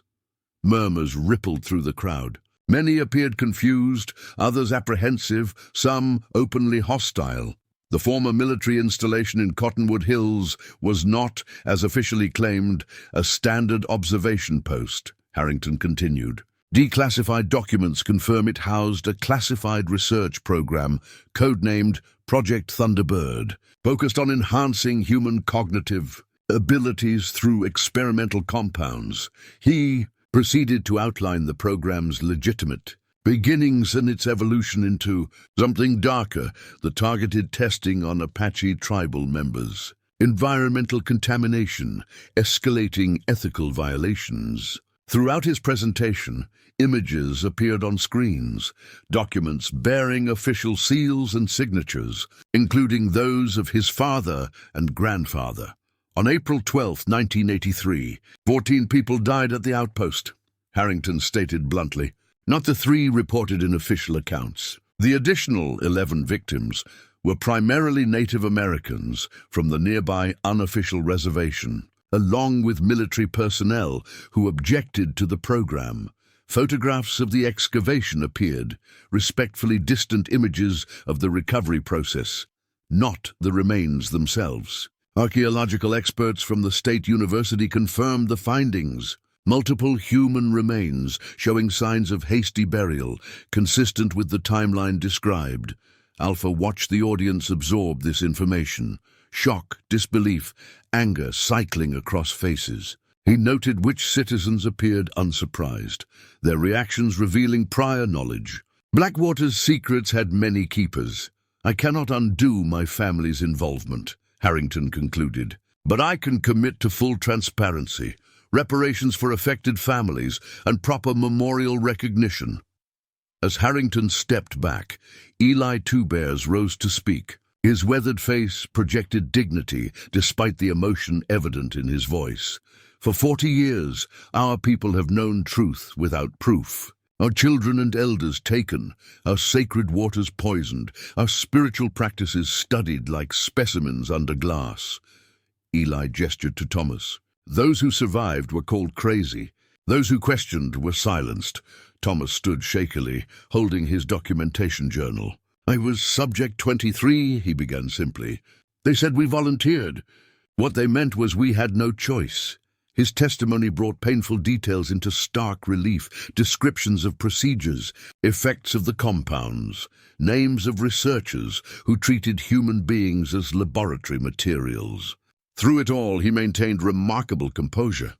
The chaotic hermit transformed into a powerful witness. When Thomas finished, Sheriff Dawson presented the formal investigation findings, death certificates being amended, remains transferred to tribal authorities, federal charges being considered against surviving program officials. The Department of Defense had withdrawn Agent Keller and his team following intervention from congressional oversight committees alerted by strategic media leaks. This reconciliation process will take time, Dawson acknowledged. Some responsible parties have died. Others remain in positions of influence. But the truth is now irreversibly public. The final speaker was Sarah Nightbird, who carried a small wooden box to the podium. She opened it to reveal a circular silver medallion approximately 4 inches in diameter, its surface engraved with an intricate thunderbird. Design surrounded by 14 small, turquoise stones. This memorial medallion will mark the final resting place of those who died at the outpost, she explained. Their spirits have wandered without peace for 40 years. Today, we call them home by name. She read 14 names, a biography for each victim, not just how they died, but how they lived. Family members in the audience wept openly, many hearing confirmed details for the first time despite decades of suspicion and rumor. As the formal proceedings concluded, citizens lingered in groups, processing what they'd learned. Some approached the tribal members with awkward but genuine expressions of regret. Others confronted Mayor Harrington with anger over the continued deception. Most simply watched Alpha with curious, sometimes suspicious eyes, the stranger whose arrival had unearthed their town's darkest chapter. Margaret Holloway approached, looking simultaneously relieved and burdened. Your father would be proud, she said quietly. Both of them. This is just the beginning, Alpha replied. The federal investigation will take years. The healing even longer, but it started, she noted. That's what Daniel and Raymond died trying to achieve. Alpha fingered the Thunderbird medallion beneath his shirt, its weight familiar now. There's one more thing to do. He made his way through the crowd to where Thomas sat surrounded by tribal members. The old man looked exhausted but at peace. Decades of solitary vigilance finally ended. "It's time," Alpha said simply. Thomas nodded. The springs. They had discussed this privately, the final step in closing the circle. The contaminated springs that fed the reservation's water supply decades ago had been sealed by the military, but never properly decontaminated. Somewhere within that sealed system, the original samples of TB-16 remained, the compound that had altered Thomas's mind and killed so many others. "Tonight," Thomas agreed, "under the dark moon. We'll cleanse it properly." As Alpha left the town hall, he noticed a silver-haired man in an expensive suit watching from across the street. Not Agent Keller, but someone with the same bureaucratic bearing. The Project Thunderbird hierarchy extended beyond a single containment team. Its architects would not surrender 40 years of research without a fight. The truth was public now, but some battles remained. Alpha headed toward his truck, Ghost waiting vigilantly inside. The reckoning had begun, but the healing of land and people would require more than exposed secrets. It would require justice and the spiritual cleansing only Raymond's bloodline could perform. 1 year later, Alpha stood on the rebuilt watchtower of Outpost 437, surveying the transformed landscape. What had once been a derelict military installation was now a memorial and healing center. The cabin had been restored, the barracks converted to a small museum documenting Project Thunderbird and its victims. The underground facility remained sealed, a permanent reminder of darkness not to be reopened. Ghost lay at his feet, grey muzzle resting on paws, watching the afternoon shadows lengthen across the valley. The dog had aged visibly in the past year, but his loyalty remained steadfast through all the changes. "Visitors coming?" Alpha noted, spotting dust rising from the access road. The past 12 months had seen profound transformations, both to the physical space and to the surrounding community. The excavation had ultimately recovered all 14 victims, each properly identified through DNA matching, and returned to their families for ceremonial burial. The contaminated springs had been professionally decontaminated under tribal supervision. The TB-16 compounds neutralized through both scientific and spiritual methods. More surprising had been the national attention. What began as local news coverage expanded when investigative journalists connected Project Thunderbird to broader patterns of unethical government experimentation. Congressional hearings followed, resulting in formal apologies, reparation funds for affected families, and criminal indictments for 3 surviving program officials, including the retired General William Harrington. Alpha descended from the watchtower as 3 vehicles approached: Sheriff Dawson's cruiser, Eli's pickup truck carrying several tribal elders, and a government sedan with federal license plates. Today marked the official transfer of the outpost land back to the Apache Tribal Trust, the final step in the reconciliation process. Sarah Nightbird emerged from Eli's truck carrying a cloth-wrapped bundle. Thomas Running Bear followed, looking healthier than when Alpha had first encountered him. No longer a hermit, Thomas had become an important witness in the federal investigation and a respected elder among his people. "The papers are ready," announced the Justice Department representative, a young woman who had handled the case with unexpected compassion. Once signed, this land officially returns to tribal ownership after 47 years. The signing ceremony took place at a table set before the memorial wall, a simple stone structure bearing 14 bronze plaques, each with a name, likeness, and story of one who died in 1983. At the center, a 15th plaque acknowledged the unnamed victims of the larger testing program who had died slowly from contaminated water and covert experimentation. Mayor Harrington attended, his subdued demeanor reflecting a man still reconciling with his family legacy. His testimony against his grandfather had been crucial in the federal case, an act of moral courage that surprised many. After the formal proceedings, the tribal elders prepared for the final blessing ceremony. Sarah unwrapped her bundle, revealing an eagle feather fan and a small clay pot containing glowing embers. Eli carried the sacred pipe, recovered from the outpost and restored to its ceremonial role. "We have one final task," Sarah announced. "The center of this place, where the well once stood, must be reclaimed with new life." Alpha followed the elders to the former well site, now filled in and covered with a simple stone cap. Thomas carried a canvas bag containing rich soil from the reservation. Eli held a seedling, a ponderosa pine barely 2 feet tall, with vibrant green needles. "From death comes life," Eli explained as they removed the capstone. "This tree will grow for 100 years, its roots going deep where darkness once dwelled." They worked together to plant the seedling, each adding soil and speaking blessings in the Apache language. Alpha recognized some words from his grandfather's teachings, prayers for healing, for peace, for the journey of spirits. As the ceremony concluded, Thomas approached Alpha with a small wooden box intricately carved with the Thunderbird symbol. Inside lay a single brass key. "The elders want you to remain as caretaker," Thomas explained. "This place needs Raymond's blood to watch over it."